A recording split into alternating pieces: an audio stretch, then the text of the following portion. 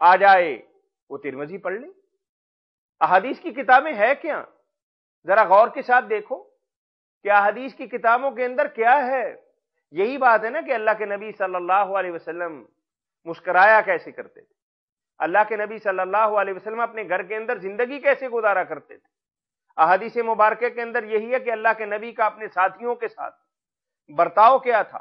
حدیث کی کتابوں کے اندر آپ یہی پڑھتے ہیں کہ اللہ کے نبی صلی اللہ علیہ وسلم کا اٹھنے کا، بیٹھنے کا، لیٹنے کا، جاگنے کا، معاملہ کرنے کا، جنگ کرنے کا، قوم سے بات کرنے کا، اپنوں اور ہمسایوں کے ساتھ برتاؤ کرنے کا کیا انداز تھا۔ یعنی گویا کہ اللہ کے نبی بولتے، جیتے جاگتے، احادیث کی شکل کے اندر، سنت کی شکل کے اندر، اسوہ مبارکہ کی شکل کے اندر ہر انسان کے سامنے ان کا کردار۔ اگر کوئی انسان یہ سمجھتا ہے کہ آج اللہ کے نبی کی صحیح حدیث اس کے سامنے آ گئی اور صحیح حدیث کے باوجود بھی وہ امام کی بات کو ترجیح دیتا ہے، اپنے مرشد کی بات کو مانتا ہے، یہ کسی اور بات کے پیچھے چلتا ہے، تو اس کا معنی یہ ہے کہ اللہ کے نبی صلی اللہ علیہ وسلم کا انکار کرتا ہے۔ آج اللہ کے نبی کا انکار براہ راست نہیں ہو سکتا، ان کے پیغام کو رد کرنے کے ساتھ ہو سکتا ہے، ٹھکرانے کے ساتھ ہو سکتا ہے، کسی اور کو ان کی ذات پر، ان کی بات پر، ان کے عمل پر ترجیح دینے سے ہو سکتا ہے۔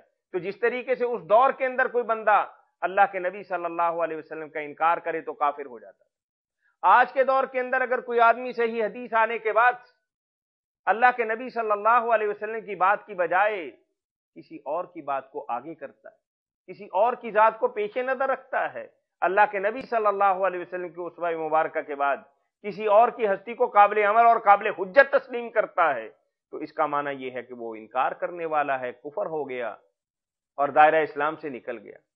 اور پھر اگلی آیات مبارکہ کے اندر اللہ وحدہ لا شریک یہ بات فرما رہے کہ دیکھو اللہ کی رسی کو مضبوطی کے ساتھ تھامنا۔ آج ہر فرقہ اور ہر گروہ یہی بات کہتا ہے کہ اللہ کی رسی کو مضبوطی کے ساتھ تھام لو، لیکن آج ہو کیا رہا ہے؟ ایک ایک فرقے کے اندر، کوئی ایک فرقہ لے لیں، میں کسی کا نام نہیں لینا چاہتا، اس کے اندر ایک گروہ، پھر اس گروہ کے اندر دو گروہ، پھر ان دو گروہوں کے اندر چار گروہ۔ آج تو یہ بات چل رہی، کوئی زمانہ ایسا تھا کہ 70-72 فرقوں والی بات ہوتی تھی، آج تو ایک ایک گروہ کے اندر، ایک ایک مسلک کے اندر 72 نہیں، 70 نہیں، سینکڑوں بلکہ اس سے بھی کہیں زیادہ۔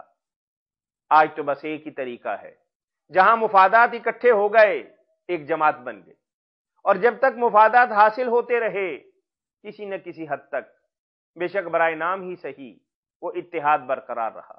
نہ اس میں اللہ ہے، نہ للہیت ہے، نہ رسول ہے، نہ اسلام ہے، اور نہ تقوی ہے، نہ للہیت ہے، نہ خشیت ہے، اور نہ اعلاء کلمت اللہ کی بات ہے، اپنی ذات کو آگے کرنا ایک بات ہے۔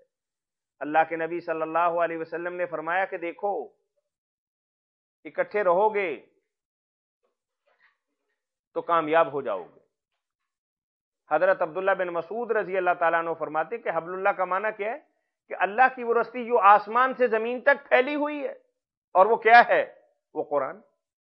یعنی آج جتنے گمراہ فرقے اور جتنے بھٹکے ہوئے فرقے یا اسلام پر اپنے آپ کو سمجھنے والے فرقے ہیں، اگر وہ اتحاد چاہتے ہیں تو نہ تو برادری کے سر پہ ہو سکتا کہ گورا کل بھی کالا نہیں بن سکتا، اور کالے کو ہزاروں کریمیں لگا لیں، چونے کے اندر غرق کر دیں، صدیاں غرق رہے، وہ گورا نہیں ہو سکتا۔ افغانی جو ہے وہ امریکی نہیں بن سکتا، اور امریکی جو ہے افریقی نہیں بن سکتا۔ اور اسی طریقے سے آپ دیکھ لیجئے گا، کوئی ہاشمی بننا چاہے تو لاکھ جتن کر لے، وہ ہاشمی نہیں بن سکتا۔ جیسا اللہ نے بنا دیا، جیسا پیدا کر دیا، جس علاقے کے اندر اس نے جنم لے لیا وہ ویسا ہے۔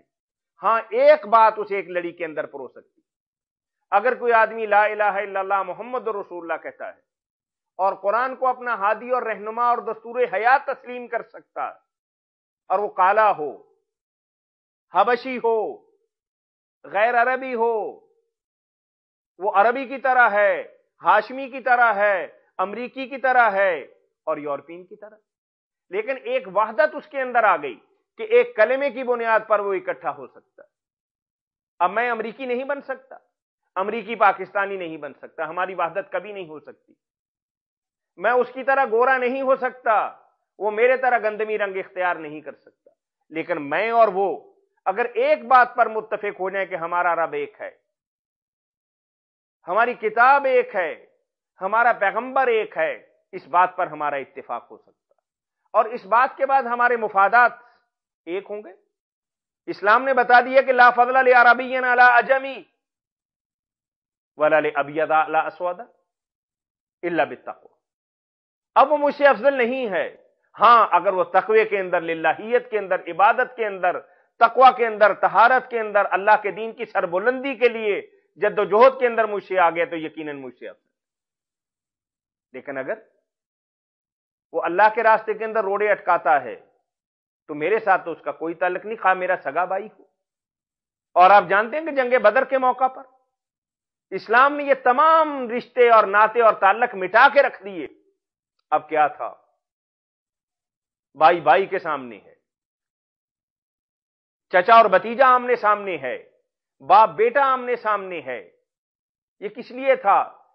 کہ اس کائنات کے اندر اب کوئی رشتہ، کوئی ناتا، کوئی تعلق، کوئی واسطہ باقی نہیں۔ اگر کوئی چیز باقی ہے تو صرف ایک بات باقی ہے کہ لا الہ الا اللہ، یعنی کلمہ توحید کی بنیاد پر اکٹھا ہونا۔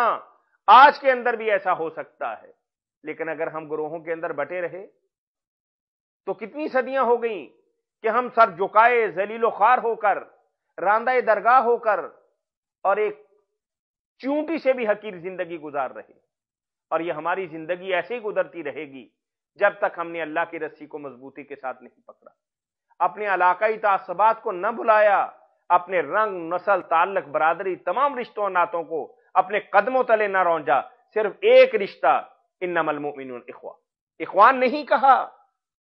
اللہ پاک نے قرآن کریم کے اندر انما المؤمنون اخوہ کا معنی کیا ہے؟ کہ ایک سگے ماں باپ کی اولاد کے جو آپس کے اندر تعلقات ہوتے ہیں۔ کلمہ توحید کے بعد مسلمانوں کے تعلقات، آج افریقہ کے اندر کوئی مسلمان پٹ رہا ہو تو اگر امریکہ کے اندر بسنے والا مسلمان اپنے دل کے اندر، اپنے دماغ کے اندر، اپنے وجود کے اندر وہی تڑپ اور وہی ٹھیس اور وہی تکلیف اور وہی دکھ محسوس نہ کرے تو اس کے اسلام کے اندر نہ۔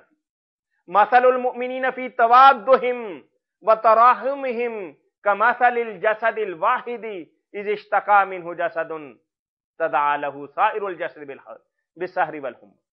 ایک جسد واحد کی مانند جب تک ہم نہیں ہوں گے، دنیا کے اندر ہماری پذیرائی نہیں ہوگی، ہماری عزت نہیں ہوگی۔ اب ہم اپنے مفادات کے لیے لڑیں، وہ اپنے مفادات کے لیے لڑیں، وہ اپنی برادری کو ترجیح دیں، دوسرے اپنے علاقے کو ترجیح دیں، تو کبھی اتحاد نہیں ہو سکتا۔ قل یا اہل الکتاب، اہل کتاب، لم تکفرون بآیات اللہ۔ بڑی پریشان کن بات ہے، بڑی حیرانی کی بات ہے کہ اللہ کی آیات کا تم انکار کرنے والے، اللہ کے پیغام کو تم ٹھکرانے والے ہو۔ ایک سیدھی اور سادہ بات تمہارے پاس آ گئی اور تم ماننے سے انکار کر رہے ہو۔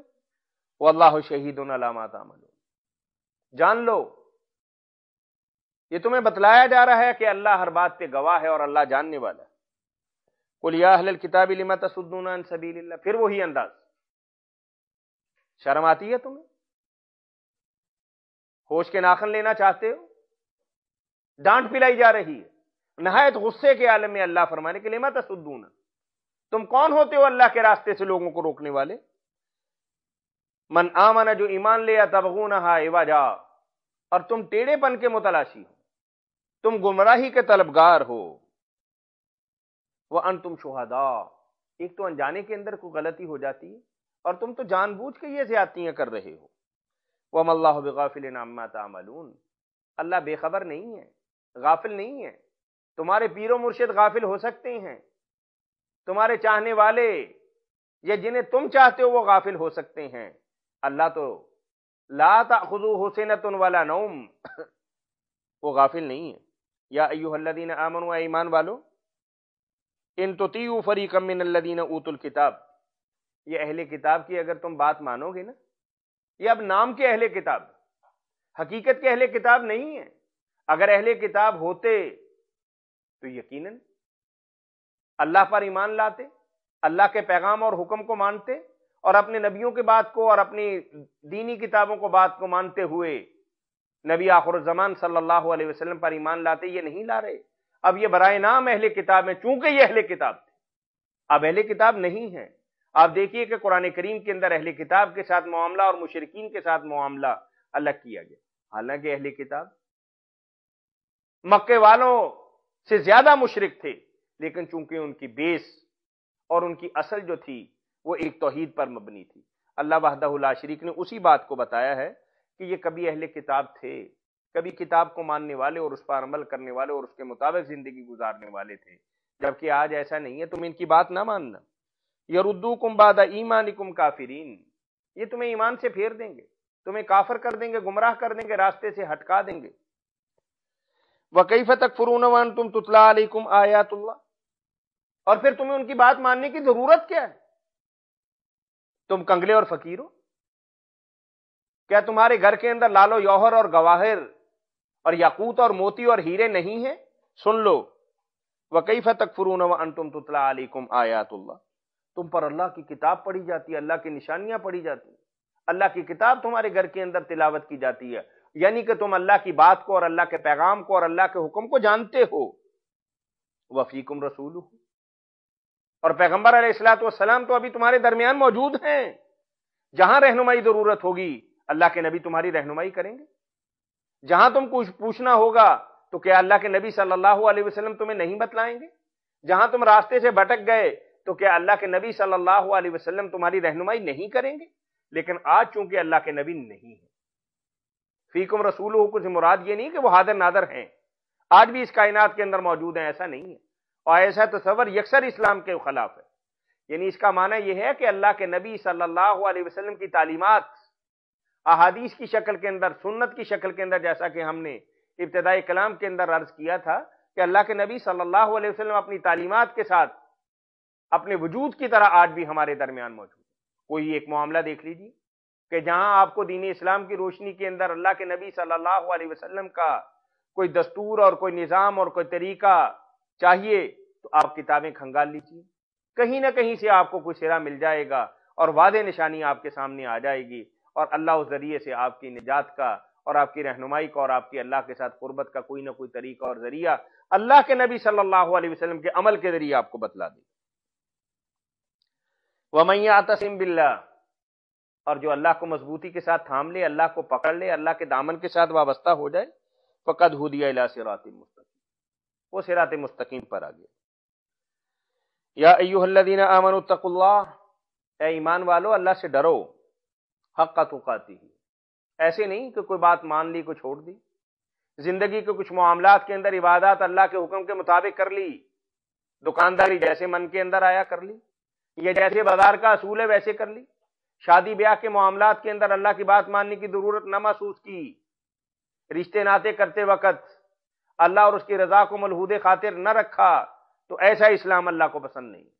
اللہ تو کہتے ہیں کہ اگر ایمان لائے ہو تو ایمان کے تمام تر تقاضے پورے کرو، تقوی اختیار کرو، للہیت اختیار کرو، ہر معاملے کے اندر اللہ کی ذات کو پیش نظر رکھو.